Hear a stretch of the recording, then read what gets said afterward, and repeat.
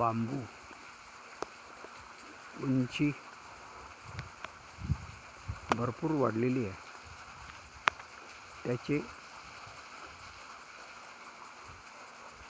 अनेक शूट 25-30 फुटापर्यंत उंच गेलेले आहेत आणि बुडामध्येही त्याची जाडी बरीच आहे. हे शूट जेव्हा रंगाने गेरवे पडतील तेव्हा त्यांना तोडावे लागते.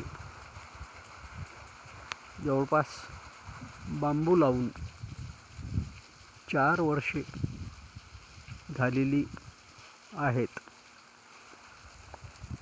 हे शूट गेरुया रंगाचे होण्यासाठी आणखी 2-3 वर्षे तरी लागतील असा अंदाज आहे. तोपर्यंत बांबूला सांभाळणे आवश्यक आहे. सोयाबीन तूर असती तर एवढ्या 3-3.5 एकर रानात दरवर्षी 50-60 हजाराचा माल झाला असता. पण हा बांबू विक्रीला येईल तेव्हा तो मागची सगळी भरपाई करून देईल असा विश्वास आहे.